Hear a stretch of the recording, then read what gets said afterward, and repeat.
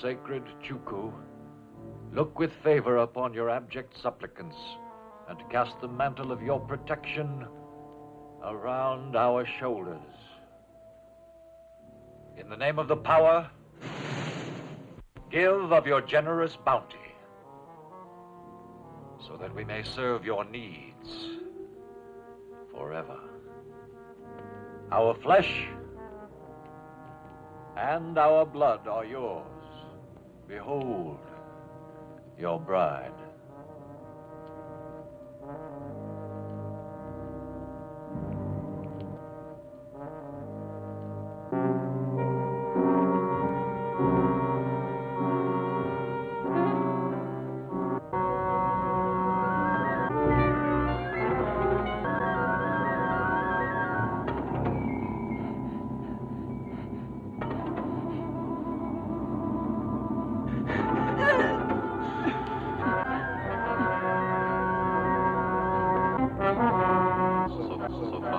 Sacramontum. Sacramontum.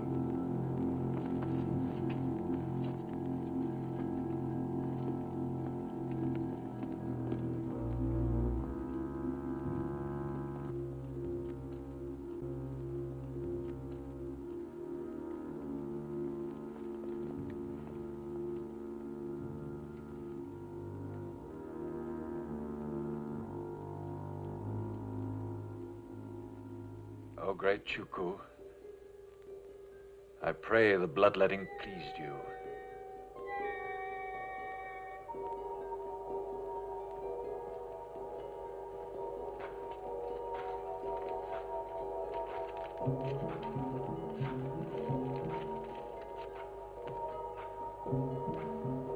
For your humble subject lives in your shadow.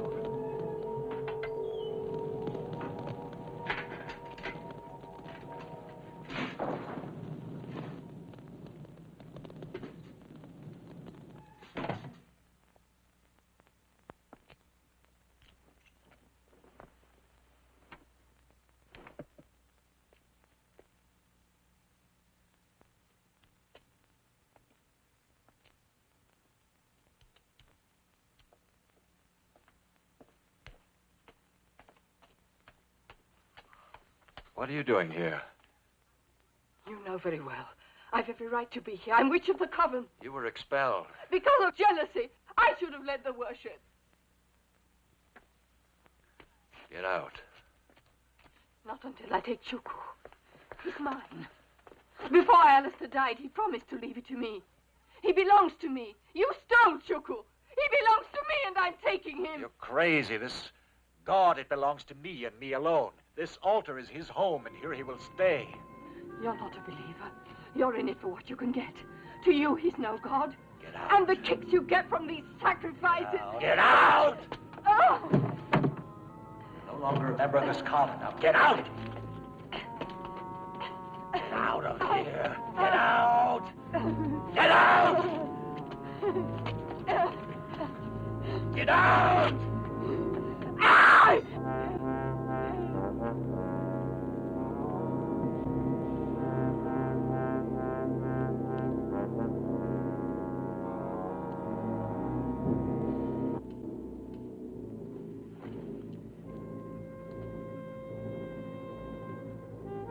Here is your sacrifice.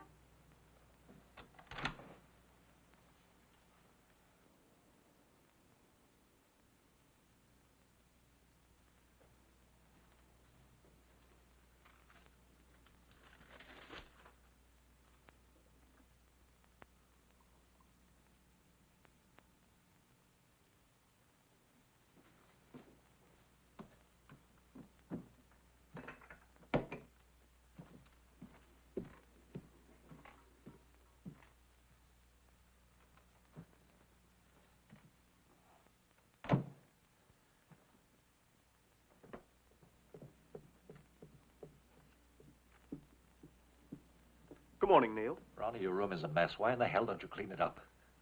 Oh, I'll do it later. Give me some coffee. You'll need 3 cups at least to face that bundle of bills. Why, what's so special about them? Well, they have to be paid. I've sorted out the overdues on this morning's mail, especially that one on top. Second notice from the Inland Revenue. And that Amsterdam export house, screaming for their money. Yes, I know. With a bank balance that won't buy a decent lunch, they'll just have to wait. They won't. Getting nastier every day. Stop depressing me, Ronnie. And while we're praying for a miracle, get your ass over to the stall on Portobello Road and try to stir up some business. Take a couple of those ivory chess sets, the African love rings. They're safer than the pill. Oh, there's psychedelic heads and Indian headbands. I'll do my best. Just don't turn down any sale. I won't. I promise.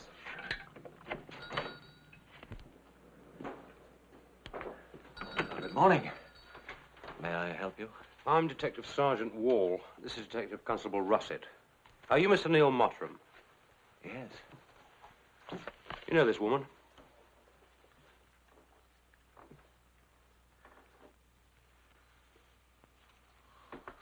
She seems vaguely familiar. Her name was Muriel Sharp. Was she a customer of yours? Oh, no. No, unfortunately, no. She came in a few times, but just to browse. Never bought a thing. The last time was 5 or 6 weeks ago. Sure. Yes, of course, I'm sure. Why are you questioning me? A body was fished out of the river by some bargemen near the Isle of Grain. That must have been a grisly sight. It wasn't pretty. I'm really sorry to hear about that, but what has it got to do with me? I mean, you're not implying that... Oh, no, Mr. Mottram, we're calling on you only because your name was in an address book we found in her flat.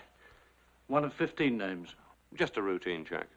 Mm-hmm. Well, perhaps you better talk to the other 14. We will. Oh, thank you. Sorry to have troubled you. I don't like that bugger. Now, cool it, lad, and don't jump to conclusions. The woman wasn't robbed, and according to the coroner's report, was not sexually molested. But before anything else, we have to find a motive. Motive or not, I still don't like that arrogant bastard.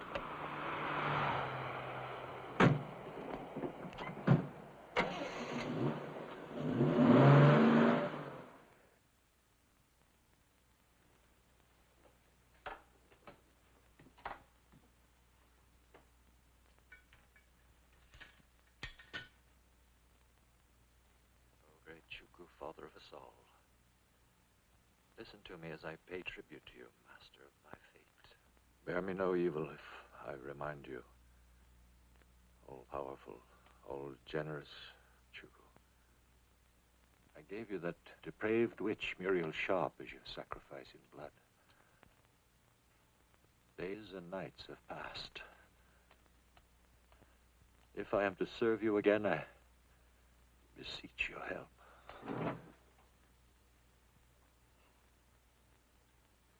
How long have you been back? Long enough to have seen and heard you. Oh. Neil, you killed Muriel. No. It was an accident. Don't stand there like a blithering idiot and don't give me that shocked routine. Chuku demanded a sacrifice in blood, and he got it. You and those crazy witches may call it sacrifice. The police will call it murder! Son, you are, you miserable ingrate. You were starving, a filthy rag, a beggar when I picked you up. Sleeping in Hyde Park, hustling old queens when you could turn a trick. I took you in, cleaned you up, clothed, housed, and fed you, taught you a profession. Someday,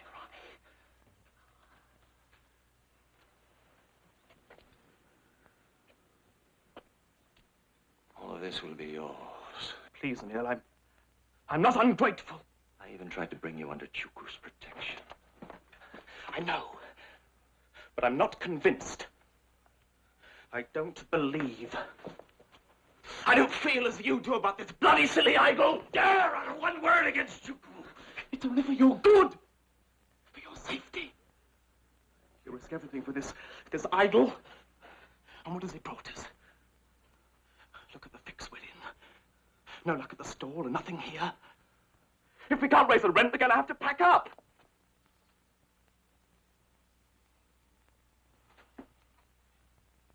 Chuku will help us.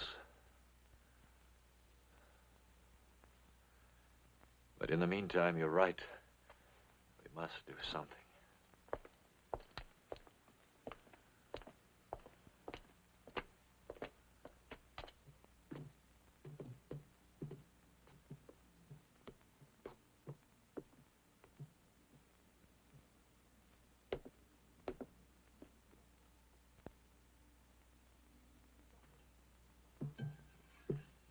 Not the Ming vases. Those white elephants. You might as well junk them. You negative bastard. It's my experience that no matter how odd the object, somewhere there's a buyer for it. But, with these, we could have a long wait. Look, I know you're attached to this antique desk, but I know an old solicitor who fancies it. I could squeeze 100 quid out of him. I know I can. Well, that would help. I'll ring him. I'll clean out the desk.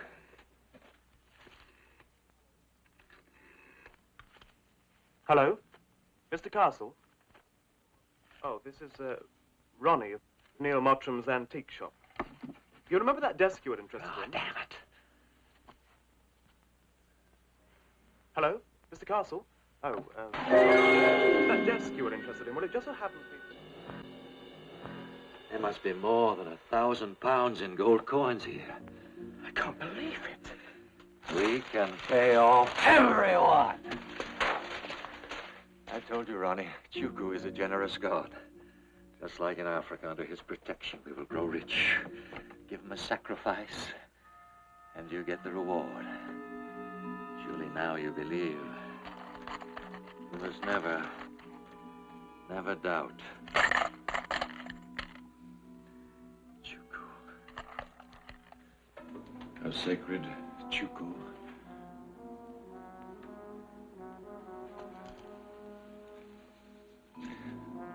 Your grateful believer thanks you for your generous protection. And once again, I pledge eternal service. We shall never forget. We shall always serve you.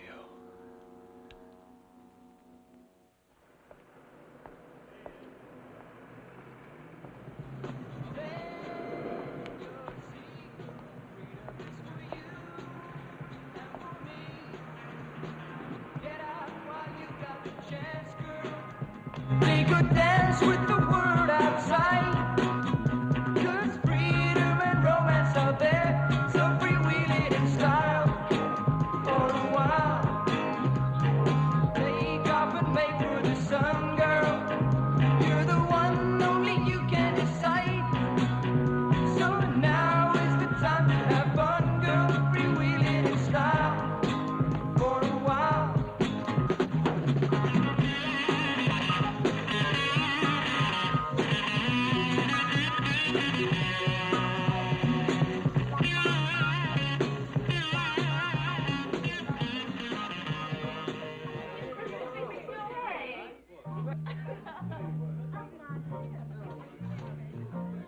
Thanks. Are you trying to pick me up? Let's not say pick up, let's just call it British hospitality. I drink to that. Well, I thought London might be a drag. No. Not the London I'm going to show you. No. I bet you could improve on Rome. Then you didn't like Rome? Left a bad taste in my mouth. Yeah. Why? What kind of men did you meet there? Mostly cooks. All hands. On a one-block walk, I had my ass pinched 11 times. An awful lot of weirdos around, and who can tell what it takes to please them? My last Italian Romeo really sold me a bill of goods. He used to call me his Madonna. Said he was madly in love with me and even proposed marriage. And then he took off with all my checks, money, jewels, except my ring. Well, at least you saved something out of the wreckage. This ring, and you might say my skin. Yes, that's, Oh, that's lovely skin. Well, tell me, after you lost everything, how did you manage to come to London? I cabled my dad. He has a very good business in Stockholm. He's used to me needing money. I've been traveling along, sort of doing my own things since I was 20. Every now and then I get jammed up, and Papa bails me out. Yes, dear old Papa. And then there was nobody that you could count on over here. No, I'm on my own. No strings attached. I like it that way. Yes, so do I. Just me and you. Should we carry this one step further?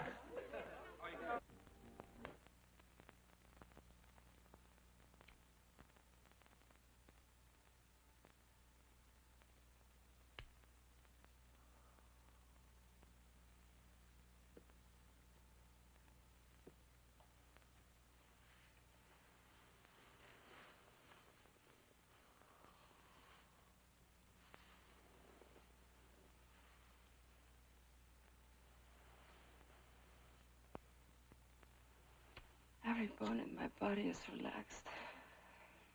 I had a hunch you'd be great for me. The right chemistry. The best. I like everything around here, including all that antique jazz. I love to stay. But you could get bored. Not with you. You're very different. Thanks to Chuku. Even if he is invisible, his presence is here. What are you talking about? How I love God. You? It may sound strange to you, but What's all this love God bit? Sounds kinky to me. it won't after you've met him. You mean you're not making all this up?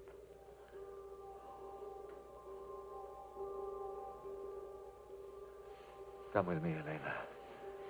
Come. I want to present you.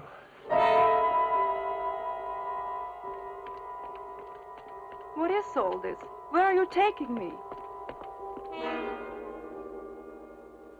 Now, don't be frightened. We are in the presence of the great, all-powerful Chuku, our love God.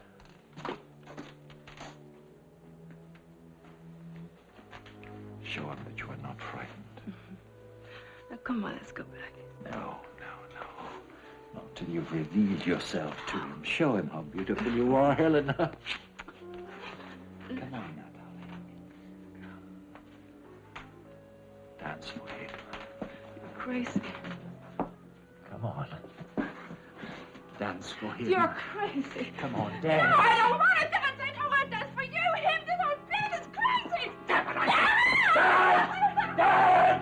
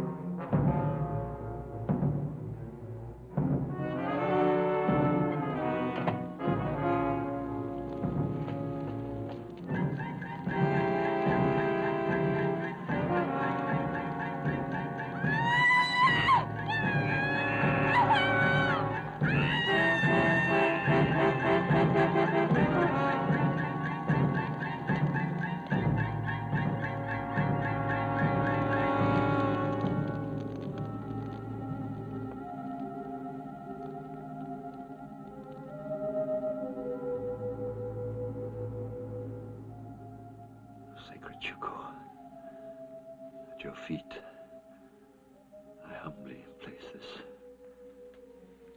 sacrifice.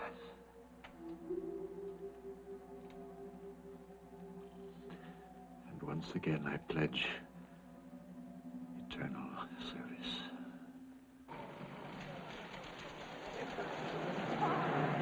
Well, it don't go yet. It's too early to desert us. I'm working, remember? Well, if you change your mind, the actions are my place, okay? Bye. Bye.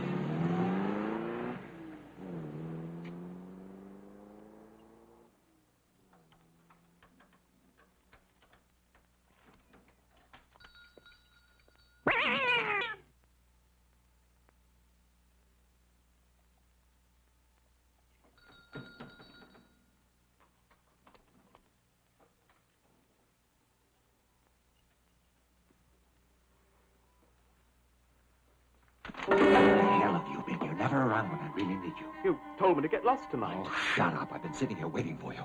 Come and help me. Neil, what happened?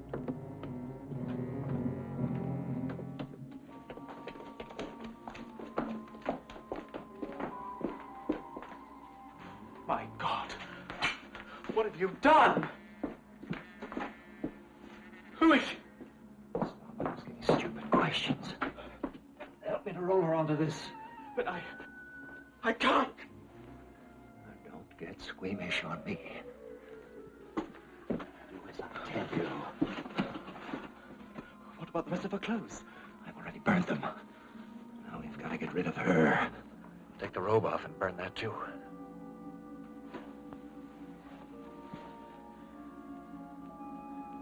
How about this ring?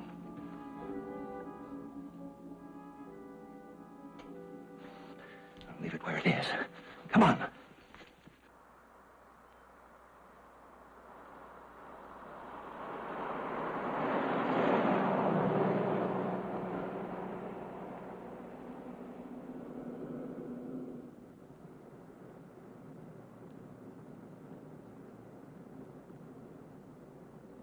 We're being followed.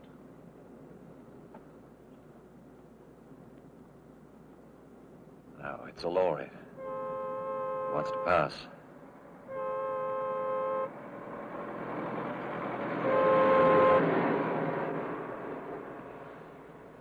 Light me a cigarette and stop worrying.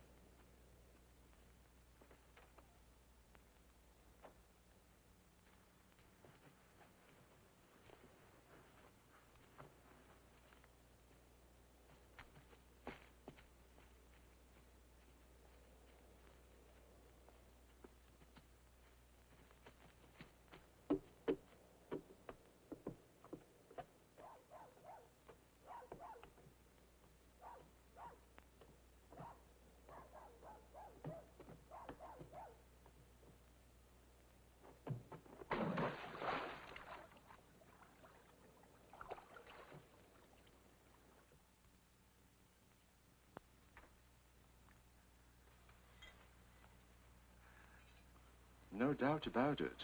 These are genuine Ming vase from the Ford dynasty. I'm inclined to agree. And if I may intrude, gentlemen, please note the excellent state of their preservation, especially when you consider that they date back to the 15th century. Oh, yes. Except for natural aging process, not a crack, not even a bruise. Yes, indeed. Their condition is quite remarkable. Yes. If I may ask, how did you come by them? Oh, gentlemen, I am not at liberty to disclose all of the details, except to assure you that it was a fortuitous state purchase under a court order. After all, who can fathom the secret journeys of priceless art objects? Quite true. Quite true. Speaking of rare art objects, what are you asking for them? Actually, as museum pieces, they are priceless. But I could let you have them for £5,000. The price is rather high. But there are no others on the market. Mr. Mottram, we will take them off your hands for £4,000.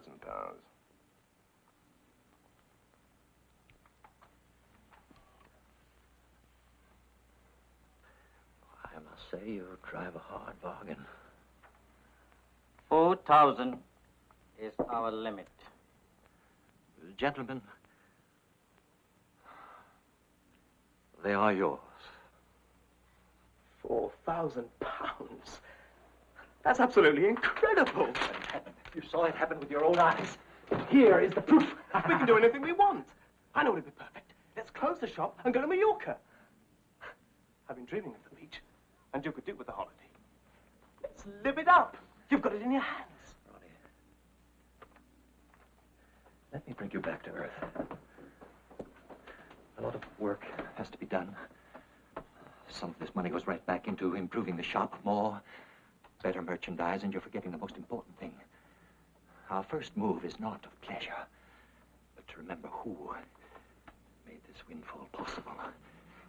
We must thank Chuku. Come along.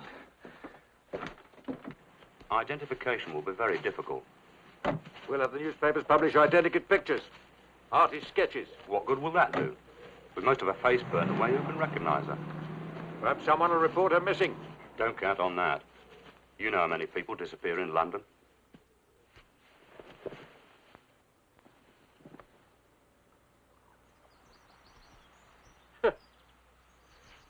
One thing's for certain, the motive wasn't robbery.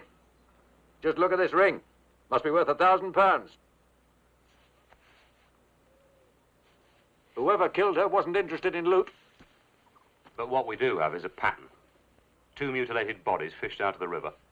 Neither one robbed, and both very dead. That still leaves us without any answer. Who did it? That's exactly what the papers will be asking. Who? About 5 feet 4 inches tall, weighing about 9 stone. Caucasian female. Anyone with information, please contact. They'll never find out who did it. People will phone in. Oh, sure. Cranks, lunatics, weirdos. But no one with any reliable information. I was very careful about that after I picked her up. The girl was a drifter, a loner. Her only living relative, Papa, thousands of miles away. And from what she told me about him, not very concerned. I'll wager it'll be months before he even reports her missing. But the police are sure to find out. Ronnie, they've got absolutely nothing to go on. Besides, Chuku will protect us. For how long? Forever. If we serve him.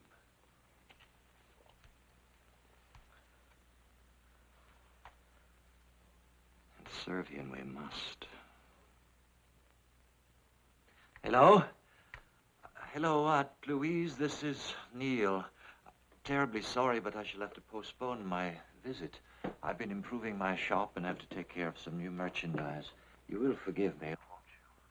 What a pity. Yes, well, I know it's a nuisance. I was so looking forward to seeing you. So was I. You know, Neil, I don't get many visitors now at my age. No, you'll certainly outlast me. Well, if you change your plans and you find you can come, I'll be home. Fine, let's leave it at that then, shall we? And do keep well, love. Goodbye. Bye. Mr. Penwell.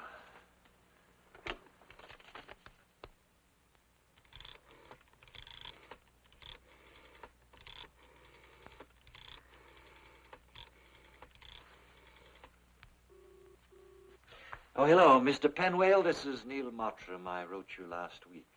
Yes, of course. I've been expecting you. Yes, that's why I'm phoning. I shall make the trip this Saturday and bring the Indian brass work. I think you'll be quite delighted because I was able to acquire some very interesting objects. Quite unique. I'm very eager to see them. Saturday is fine. About what time will you be here? Oh, in the late afternoon, about 5. I'll be here waiting. Yes, thank you very much.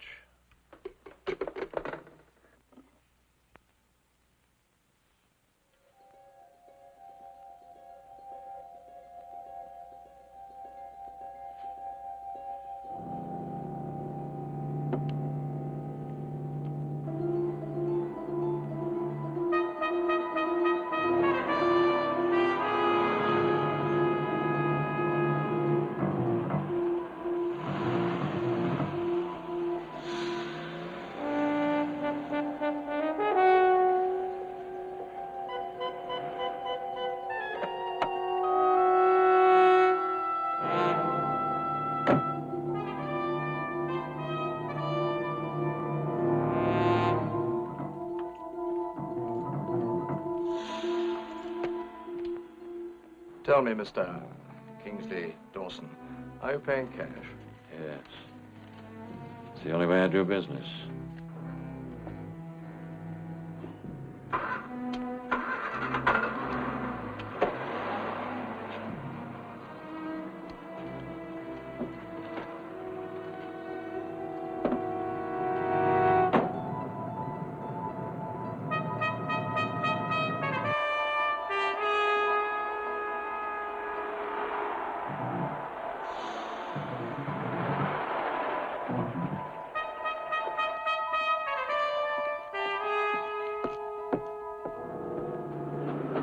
Yes? London, please. Returned. There you are.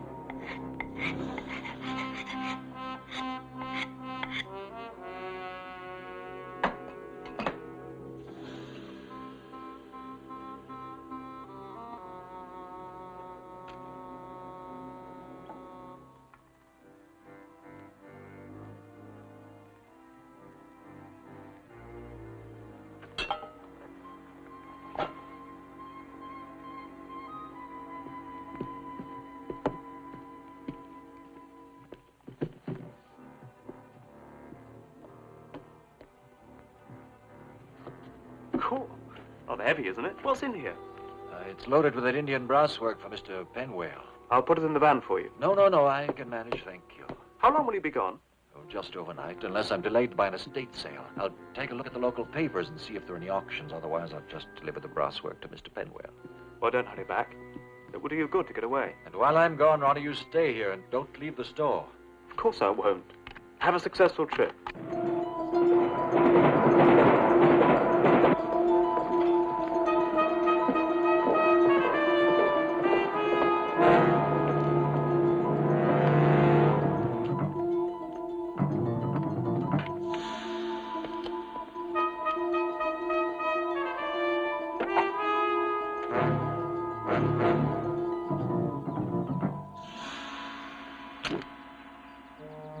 Hello. Rexford Garage. Look, I just can't get my van to start. It's in the car park of the pub in the village. I'll leave the keys under the floor mat. Would you be good enough to tow it into your garage, and then I'll call you later.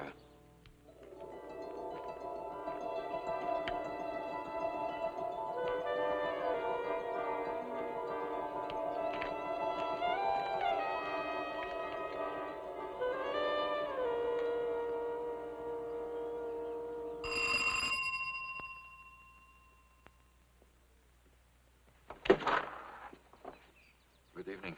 I was wondering whether you might have a room for a stranded traveler.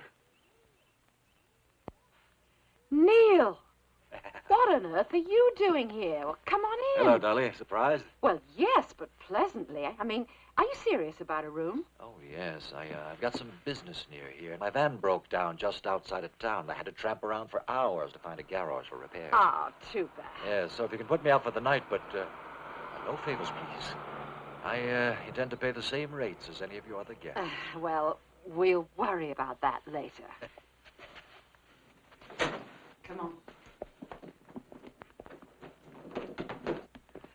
Still got it, Dolly. You don't change, do you? You're not married, are you? Oh, hello, love. Have a good time at bingo. No, I'm not married, actually. But I do have a boyfriend, a very jealous one. He works as a steward on a cross-channel ferry. Tonight, he's in Ostend. Oh, that means we could, go out to dinner. I'll buy you the best meal around here.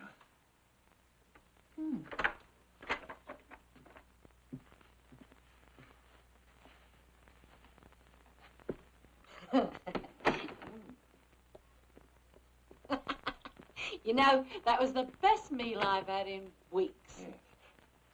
Oh, I almost forgot. I brought you something for dessert. I'll bring it right down for you.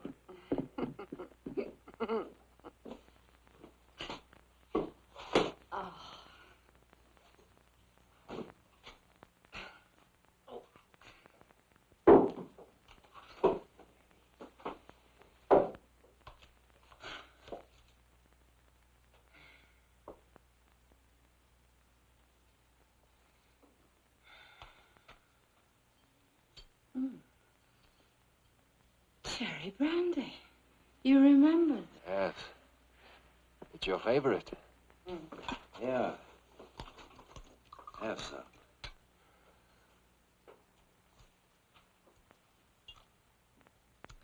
Nice. Yes. It's strong, isn't it? Oh, I don't think so. It's just you haven't had any lately. And you can have one. Oh, Dolly, I wouldn't dream of cutting in on your cherry brandy. Besides, I had too much wine for dinner. I'm making a pig of myself. Now. Let me be the judge of that. Actually, you look irresistible. Hey, I can't finish the bottle. Why not? You've always had a good head for brandy.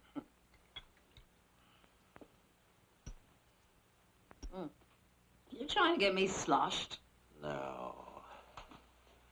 I'm just trying to lower your resistance.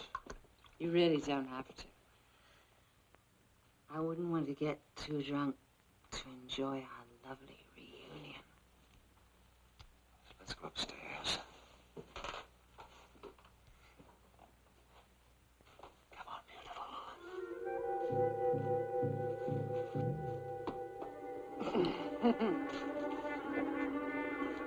Just one little one for a bonus. You know I'd never refuse you anything.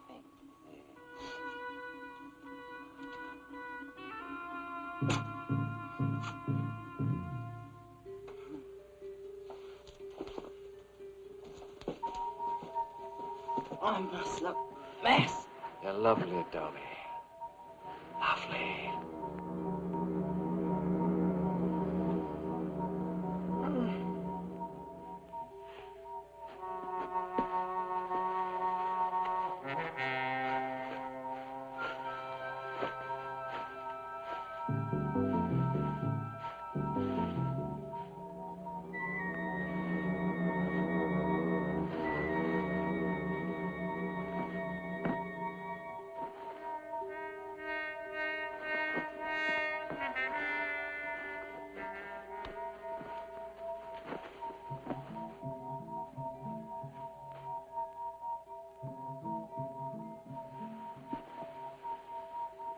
Dolly? Dolly?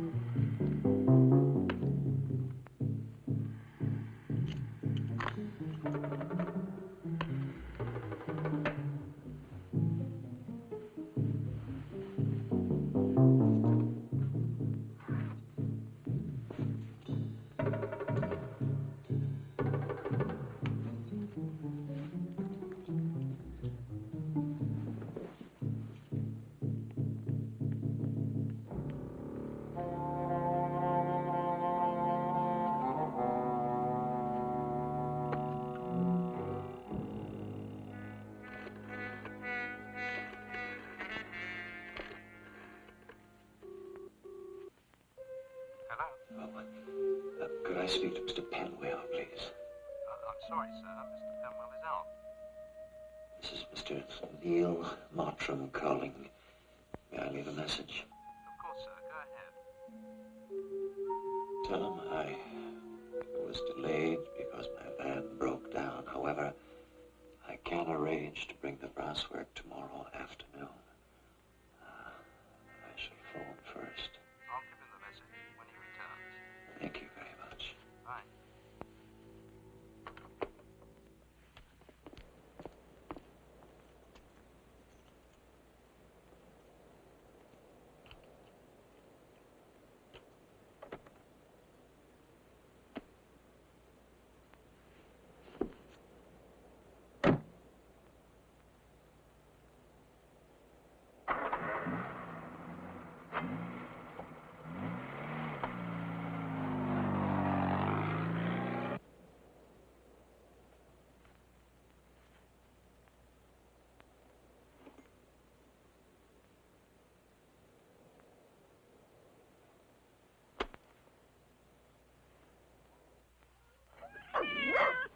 Bruno?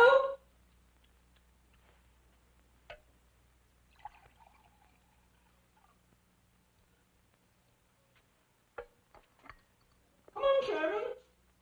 Up to bed. Come on, come on, come on.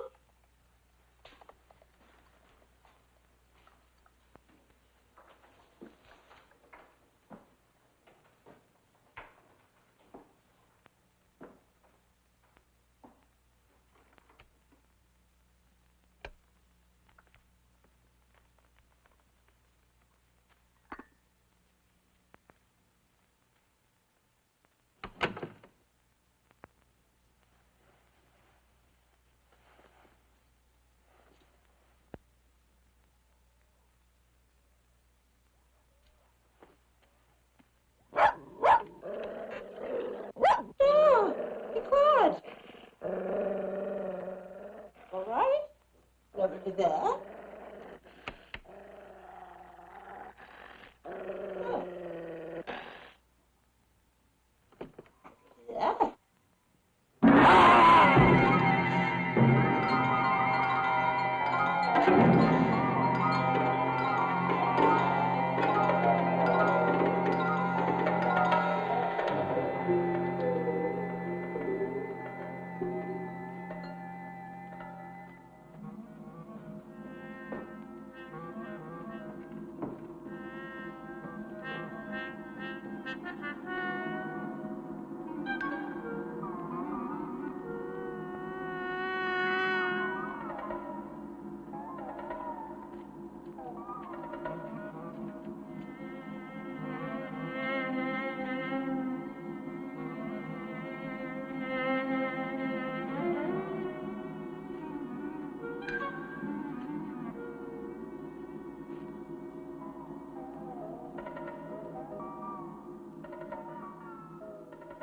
Oh, sacred Chuko, here is the sacrifice I promised you. This body and this soul now belongs to you.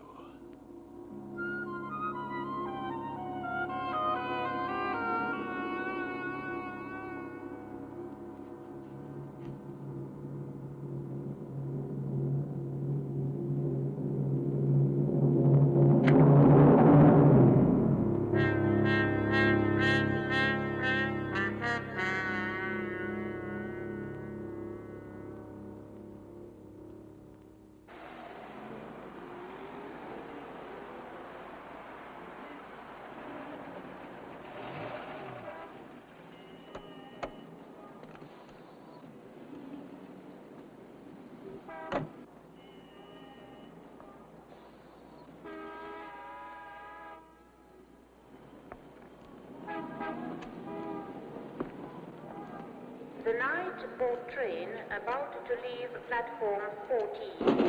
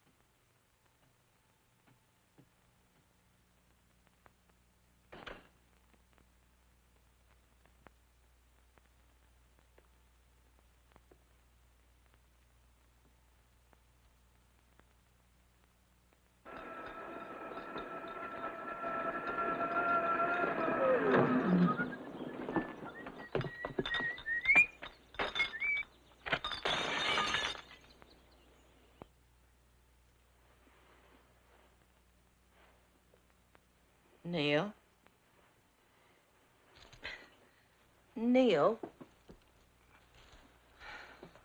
Huh? Oh.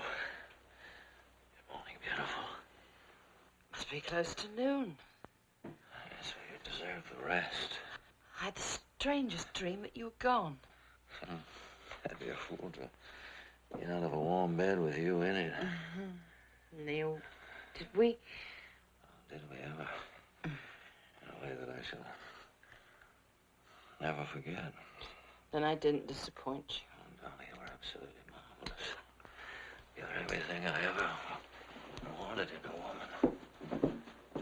Then why are you rushing off? I've got these stone brass works to deliver, and I'm late already. You should go back to sleep, huh? I can't sleep. I'm awake now, and I want you. Yes, well, oh, I want you to, darling. I really do, but I've got to go. Maybe next weekend.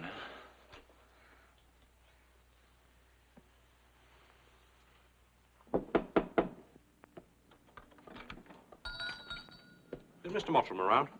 No, he's away delivering an order to a client in the country. Do you expect him back today? I really couldn't say. Are you his assistant? No, I'm his associate, actually. Is that why you work on Sunday? Just a few odds and ends. And besides, I live here. Mind if I have a look around? I couldn't really say no, could I? What's upstairs? Mr. Mottram's flat and a room for me. What's downstairs? The,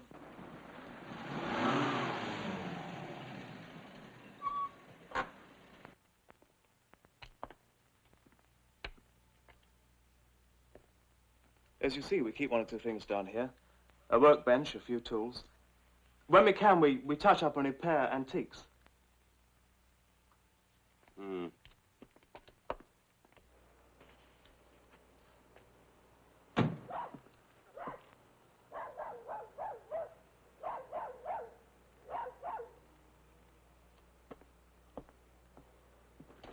Ah, Mr. Mottram. I was hoping you'd get back. What can I do for you? I wonder if you'd be good enough to come along with me. Superintendent Bellamy would like to speak to you. Oh, what about? Something urgent has cropped up. Can you come now? Can't it wait until tomorrow? I've only The just superintendent returned. would like to see you now. Unless you have any objections. Ronnie, take my suitcase upstairs and then park the van.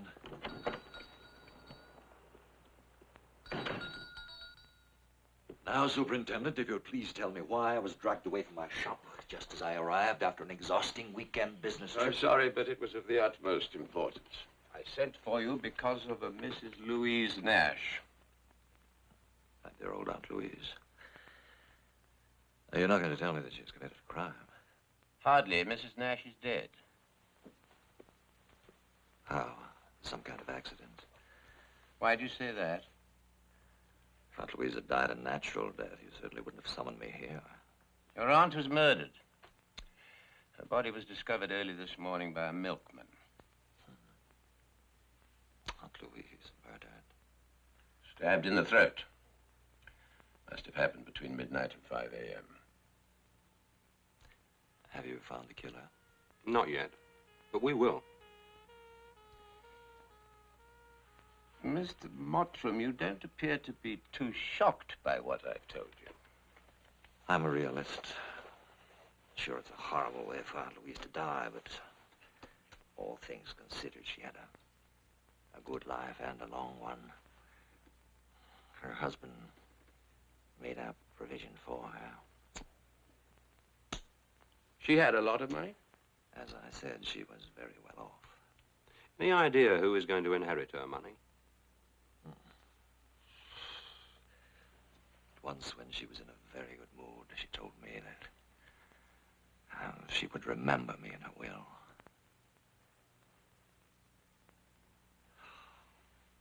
Superintendent, you don't think I killed my aunt for the money? I didn't say you had murdered her, Mr. Mottram, for her money or for any other reason. Yet you haven't ruled me out as a suspect. Otherwise, why bring me here? All I would like you to do is to help us.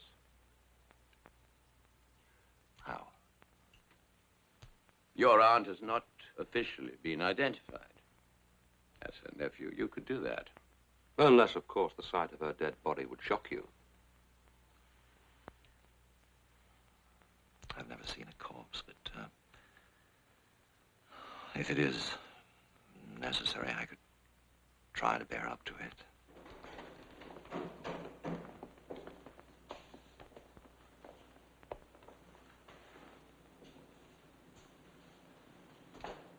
Mr. Montrum, is this your aunt, Mrs. Louise Nash? Yes. A man must be mad to do this and think he can get away with it. Will it be all? Just a formality to sign the identification papers.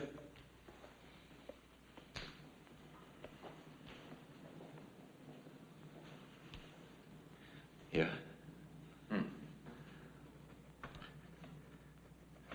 Oh, one more thing, Mr. Mottram. As you informed us, you were away over the weekend. That's right. Any special reason? Partly business, partly to renew an old friendship. Perhaps if instead I had gone to visit Aunt Louise, she might still be with us. We know you're tired. Just a few details about where you stayed and who with. Where did you spend Saturday night? In a Kingswood lodging house with an old friend of mine, Miss Dolly Newman. Will Miss Newman be willing to testify to that? It's a rather delicate situation. You could put her in a difficult spot. You see, she happens to be engaged to another man. And I spent the night with her. You're quite a lady killer, aren't you? I do my share. I promise you, Mr. Mottram, I'll be very discreet.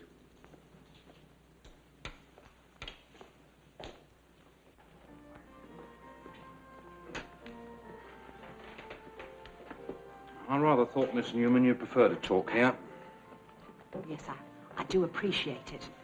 Luigi'd be furious if he found out.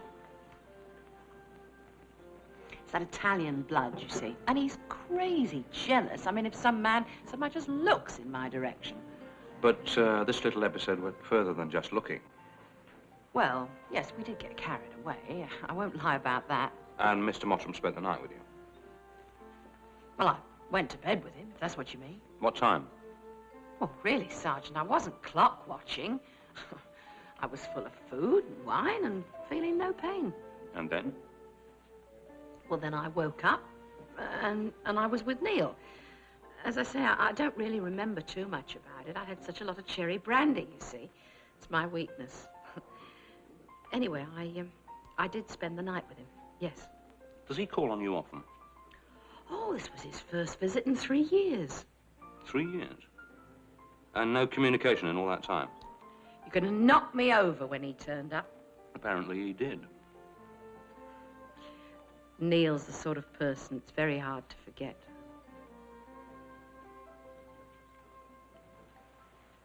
Hey, I don't want you to think I'm the sort that flops into bed with any Tom, Dick, or Harry. Of course not. And really, what you do in your own bedroom is none of my business. I've had all angles of your story checked out. The van was picked up by the Rexford garage and fixed. He did call on Mr. Penwale and transact some business in brass antiques. I don't think he's our man. And I'm certain he is. Well, if you question him, he won't crack. Oh, I'll give you that. He's got nerves of steel. I watched him when he was staring at the corpse of his aunt. Well, he seemed in a state of shock.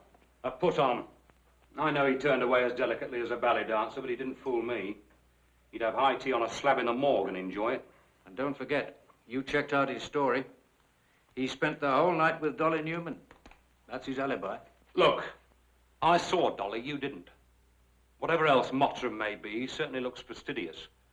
That Dolly woman is not the kind of bird he'd go for. In fact, one would have to be pretty desperate to sail into that port.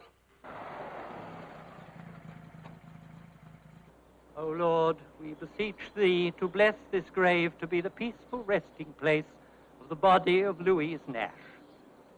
We restore to thy divine keeping her soul, and to the earth her remains. May she find everlasting peace in thy care. We are gathered here for the reading of the will of the late Louise Nash, which I drew up myself a year ago. It is a simple document, brief and to the point.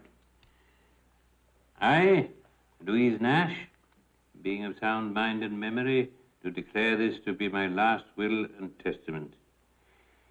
To my dear best friend, Mary Lonsdale, I bequeath £1,000, and to the Maybury Home for the Aged, £500. To Frank Trainer, my faithful gardener, all of the tools in the potting shed. Very thoughtful of her.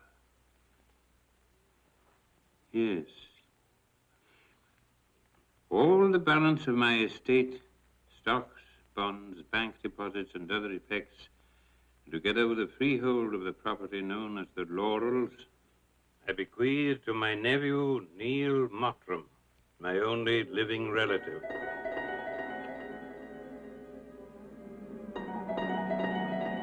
Mr. Mottram?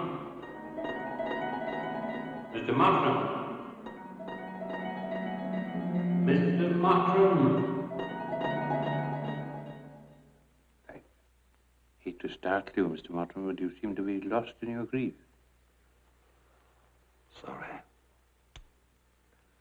Sorry. Mrs. Lonsdale, Mr. Trainer, would you be so kind as to step into my outer office? My clerk has some papers there for you to sign. Of course.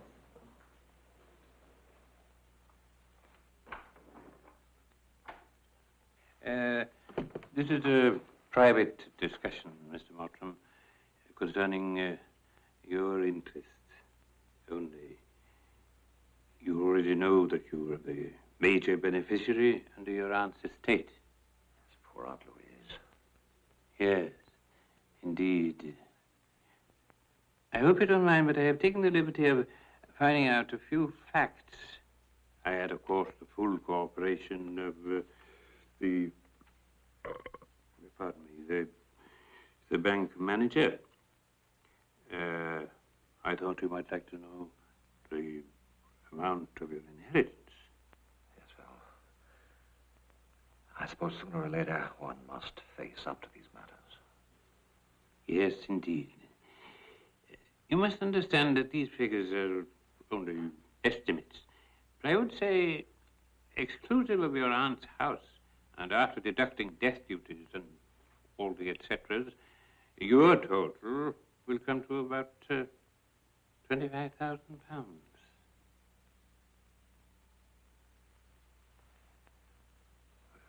I had no idea Aunt Louise had that much.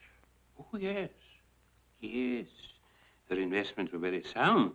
And although, so say so myself, she was very well advised in business matters.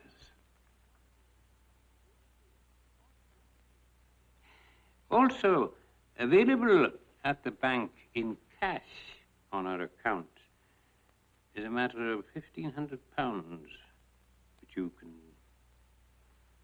pick up immediately. About the house, well, it's open for you to occupy whenever you like. I have no intention of moving into that house. I mean, well, I would feel a bit queasy about living in a house where Aunt Louise was murdered. I do understand it. I mean... in fact, I would like to dispose of the property. Oh, if you so wish, I could easily put it on the market. Yes, please do, including the furniture. As soon as possible, I would like to erase that awful memory from my mind. Yes, I don't blame you. It so happens I do know of a very good firm of estate agents who could take care of the whole matter. Yes. Cheers. Yes, cheers. This much we have established. Mottram left his shop in Spalding Street around 12 on Saturday. En route, he had lunch at a pub in Fairford. after which he drove to the outskirts of Kingswood where his van broke down. He phoned Rexford Garage from there, and about 5 o'clock they came round and picked up the van and towed it back to the garage. Mottram then walked to 14 Mercer Road, where he met Dolly Newman and engaged a room. They had dinner around the corner at a restaurant called La Strada at 8 o'clock and walked back to the boarding house. Then supposedly he spent the night with her. After leaving Dolly Newman, the following morning he picked up his van, which had been repaired, and drove to Sidford, here, where he called on a Mr. Penwale with some brass antiques. That transaction lasted about 2 hours, after which he drove back to his shop in London. So you see, gentlemen, our investigation of Mr. Mottram as a prime suspect leads to a dead end. Unless he has an accomplice. I can't buy that, sir. I've studied the man. He has the smell of a lone wolf. Still, we have to face the possibility of barking up the wrong tree. He spent the night in Kingswood. 71 miles away in Redcliffe, between midnight and 5 a.m., his Aunt Louise was murdered. His alibi seems airtight. That's what makes me suspicious. His alibi is too good. All openings are covered. He's never said one wrong word. Never made a wrong move. But he will. How can you be so sure? Well, sir, his name has cropped up twice in 3 murders. There are 60 million people living in the British Isles, almost 9 million of them in metropolitan London. I'm no mathematician, but the odds against the same name coming up twice are astronomical. I tell you, he's our man. But proving it is another matter. We need strong evidence to stand up in court. If we could only crack his alibi. Dolly Newman. She's the only weak spot in our story.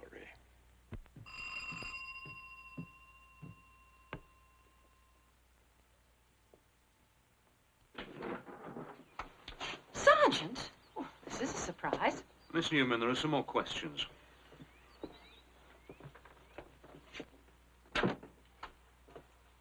You know more about Neil Mottram, much more than you've told me.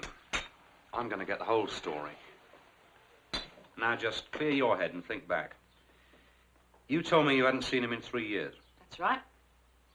When did you first meet him? Well, actually, it was a pickup in a pub in Piccadilly. Oh, nothing vulgar. I don't go for rough trade. And after we'd had a few drinks, I asked him to give me a lift home. And at the door, he asked me for a date, and I said yes. Where did he take you? Dinner, pictures. That's all. The first time, yes. Oh, he wasn't the pushy sort. After a while, well, we did get quite chummy. How long did that go on? About 6 months. Why did you stop seeing him? He had weird ideas of entertainment. I mean, his idea of a good night out was to take me to a coven. You know, all those crazy witches and things. Frightened me out of my wits. And then I suddenly realized that he was all involved with this black magic. I mean, he tried to get me involved as well, but I just thought it was ridiculous, and I told him so. Witchcraft isn't my cup of tea. I mean, I didn't want any part of those kooks. What went on at those sessions? Oh, they were wild. In the woods, flaming torches, and a fella all dressed up as a high priest with big devil horns. Oh, they suddenly brought in a young girl and started talking a lot of mumbo-jumbo about being offered as a human sacrifice. Oh, great Shuku, father of us all. Listen to me as I pay tribute to you, master of my fate. I thank you for the generous gift you have heaped upon me. I swear renewed allegiance to you, my sovereign. Save and protect me in all I do. Our bond is sealed in blood.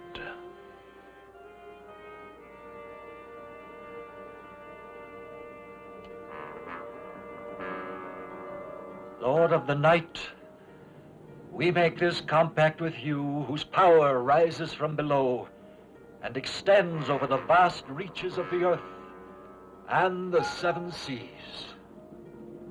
We beseech you to grant our wish so that we may serve you. Now repeat after me. Paladino, Paladino, Osofano, Osofano, Sacramontum, Sacramontum, Witches of the night. The fact that Mottram is tied in with black magic is very significant.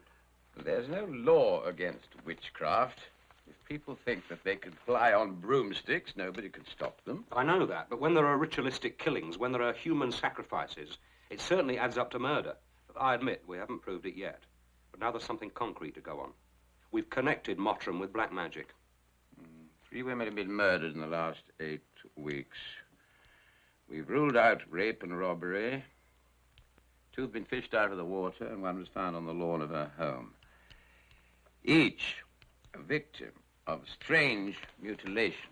They look like ritualistic murders, and in 2 of them, as we know, Mottram's name has come up. Where is the place to be now? What are the names that I should know? Who is a moonlit queen now? Everything's a crazy, so I'm gonna show. Where's the secret star? Hey, Ronnie, look, I think you've got a new umbrella. He's been staring at you ever since he came in. He looks absolutely bewitched. I wish he'd go to hell. I think he's trying to pick you up. You can never tell about these businessmen. By day, the executives rattle around their plush offices shouting orders, frightening the poor secretaries, and by night they let their hair down and become screaming queens. Not this one. Not this one. He's coming over. Praise now. Here is the place to be now. These are the names that I should Finish your drink. I want to talk to you. What do you want from me? First, I'll tell you what I don't want. That's a lot of palaver and lies about your boss. I've already told you what I know. Not all of it, Ronnie. Yes, I have. Don't play games with me. You tell me the truth or I'll knock it out of you. You've no right to push me around like that. Don't tell me what to do. I want to know about Neil Mottram and his black magic. How deep is he in witchcraft? I don't know what you're talking about. You're a stinking liar. You call yourself his associate. You live in his flat. You must share his secrets. Has he ever taken you on one of those visits to the Prince of Darkness? Never. All I know about is my work at the shop, buying and selling. Don't give me that. You tell me the truth about Mottram. I've given it to you. Ronnie, it seems I'm not getting through to you. Well, we'll just have to start all over again. I can't stand it, Neil. The way they questioned and slapped me. He nearly choked me to death. I tell you, this Sergeant Wall is onto you. He knows you're into black magic. One more day and I'll make her run for it. Hysterical ass. Run away to the arms of the police. Don't you understand, Ronnie? That's exactly what they're hoping you do. Run! You play their game now!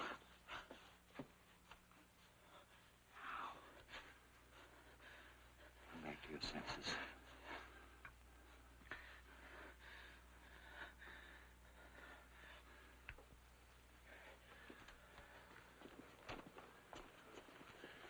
Ronnie, black magic is no crime.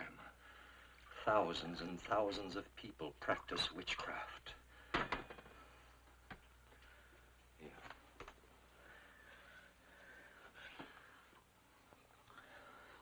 Even if they can't prove anything, I'm still scared. It just doesn't make sense. What doesn't make sense? The fix we're in. You've just come into a bloody fortune in cash. More money than we've ever dreamed of. With the sale of the house, nearly £60,000. We could close the shop, travel, get those damned buzzards off our backs, enjoy life, feel safe. You forget one thing, Ronnie. Who made that fortune possible? Chuku. Oh, yes. We can run away from the police, but never from Chuku. As long as we serve him, we are safe. He will always protect us. How? On whose terms? You know the answer to that. Well, that means what it's always meant. Sacrifice, reward, then another bloody sacrifice. When does it all end? Never. This is Mr. Lombardi. Mr. Peter Lombardi. Oh, Mr. Lombardi, were you referred or did you read me notice? Yes, on the board in Soho. I would like to call on you. Oh, very well. The address is 214 Ashland Place. It's flat 5 on the second floor. 214. Ashland Place. When are you thinking of coming? This afternoon. Oh, we're in a hurry, are we? Well, I can understand that. But we'd better make an exact time, because you see, the kind of massage that I give is rather popular. It's quite electrifying, in fact. Yes, I'm sure.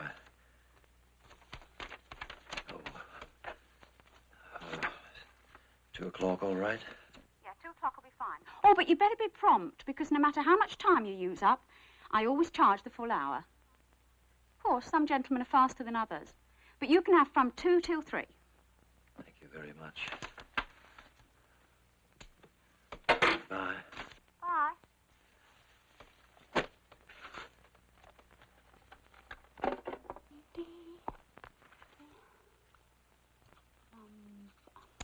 Lombardi, 2, 2, 3.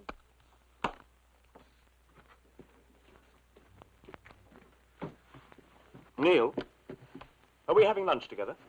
No, I've got something more important than food on my mind. Go anywhere you wish. It's Sunday. You're on your own. I'm busy. What are you up to? Another sacrifice for the hungry Chuku?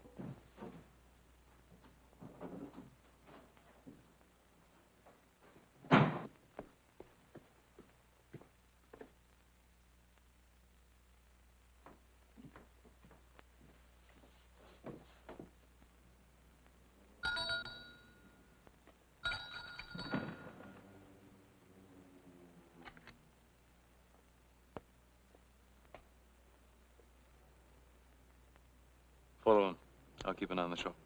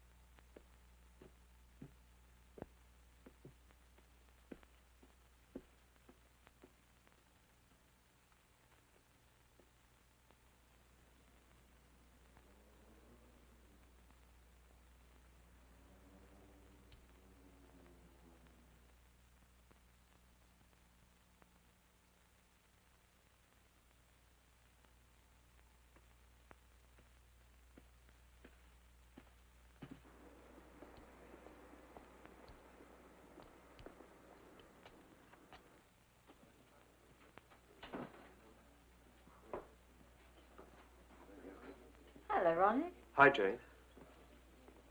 What you gonna have? I'll have a scotch. A large one.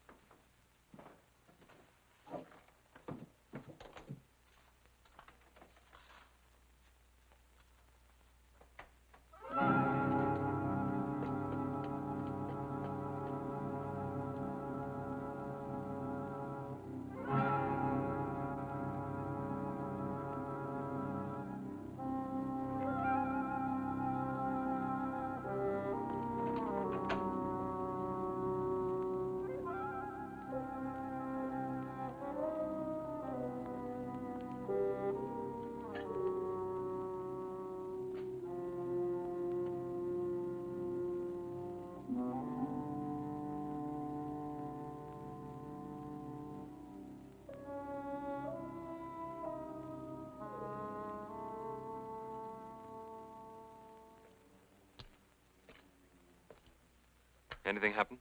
No, nobody came out here. Right. I report to Sergeant Wall.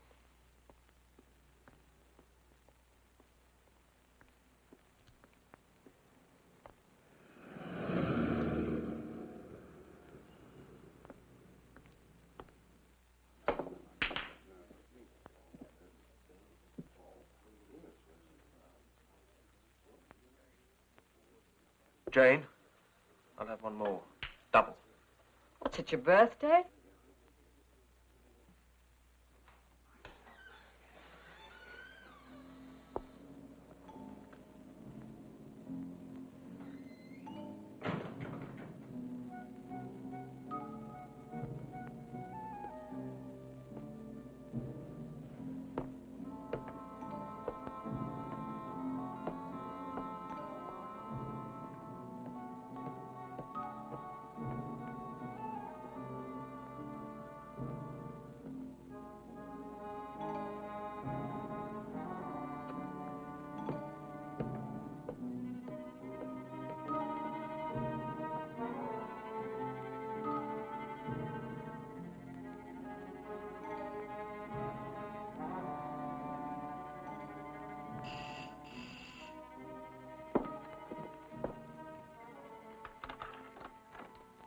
Who is it? It's Mr. Lombardi. Oh, I'm Sally. Do come in. I do hope you don't mind me asking, but I always wait for the party to identify themselves. That way I can be sure. Oh, we are prompt, aren't we? Practically on the dot. Yes, you did warn me to take advantage of the full hour. Yes, yes. Good shopper, are we? I like to get my money's worth. Oh, you will, you will. Come on, sit down. And talking of money, as you were, you know, I never speak about it on the phone. It's not elegant. It's not very discreet. No, it's not discreet either. But, of course, we can talk about it now. Mind you, it does depend what you want. I mean, some of my clients require more special treatment. It even takes both of us. Both? Oh, I'm referring to my flatmate, Myrtle. Of course, if you're one of those foreign kind, you'll have to wait. Because she's out at the moment visiting a sick friend. She'll be back at 3. Oh, I don't think we'll require any help from Myrtle. I'm sure that you can handle things by yourself. Of course I can. I've never had any complaints. Come on. This way. Look what we have here. Ultra-red lamp, double voltage vibrator, nerve point penetrator, muscle soother. You name it, we have it. You need it, we use it. Well? Well, now that you've shown me what you can do, how much do you charge? Well, looking at you, I'd say Swedish massage, just for a general tone-up, followed by double voltage vibrator, guaranteed to make a new man of you. Comes to £20. It isn't very much, considering. I like to get paid in advance. Advance. That's it. Now, take your clothes off, lie on the couch. Let's pretend it's the doctor's, eh?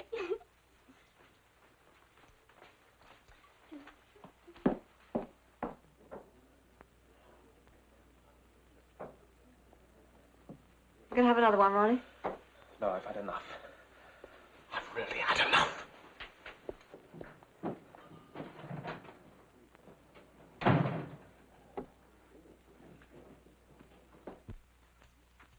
Oh, Mr. Lombardi, look at you. Still dressed? I didn't think you were the bashful kind. Then, perhaps it wasn't a massage you came for, eh? Look what we have here. I mean, if you're on the kinky side, oh, we have everything for your pleasure.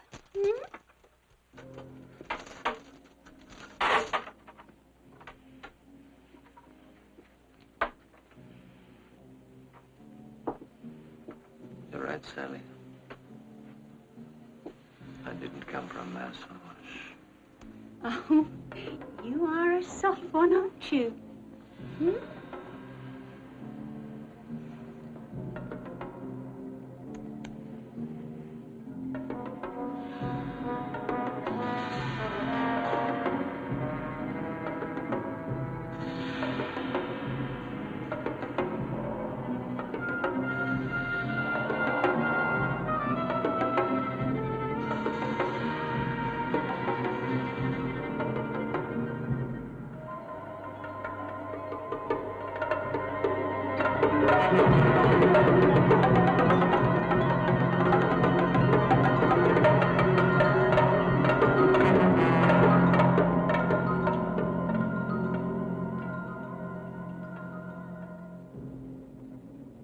Here's your sacrifice, as you required.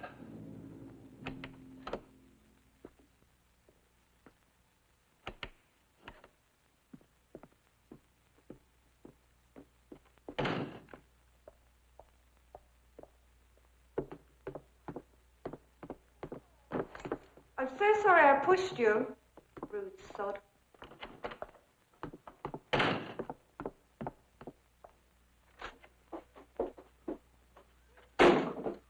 Rude bastard!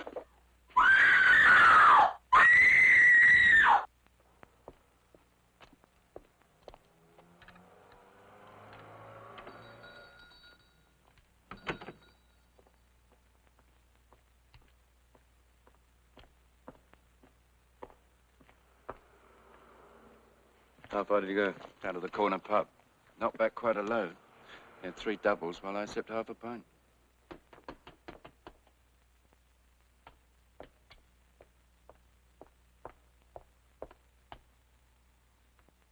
Calling car K3. Calling car K3. Car K3, Wilson speaking. This is Sergeant Wall.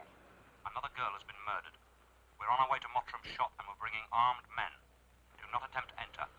Wait for our arrival. Over. Message understood. Over and out.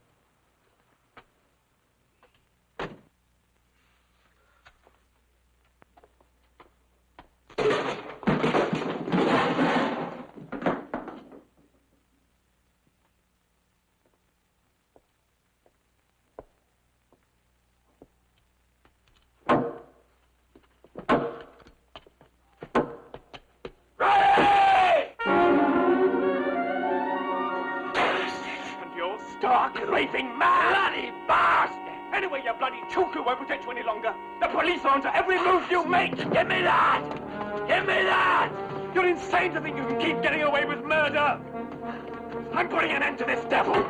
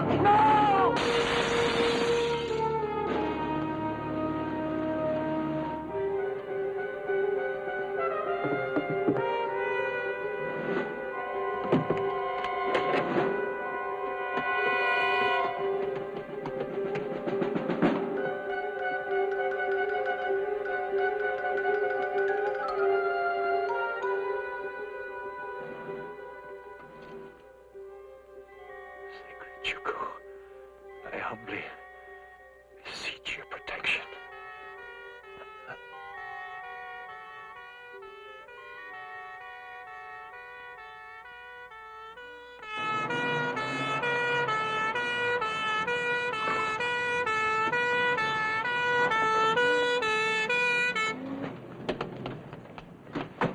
Where's Mottram? He's inside. Get in the back door.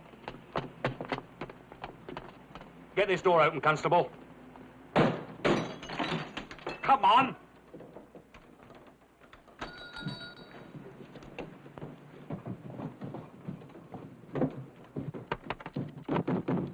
Mottram, open up. Open this door.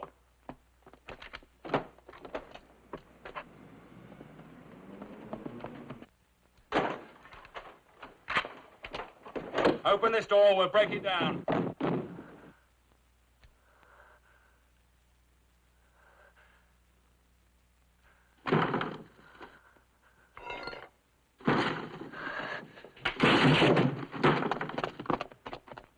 Stand back, Wall.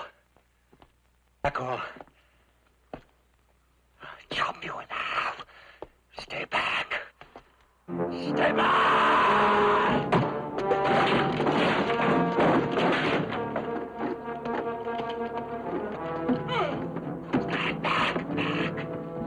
Stand back! Back or I'll let it ride!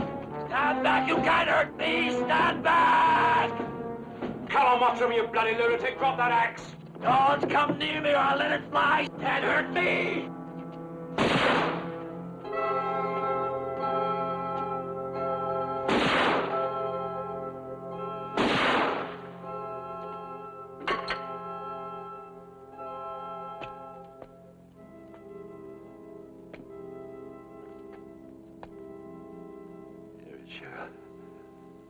Last.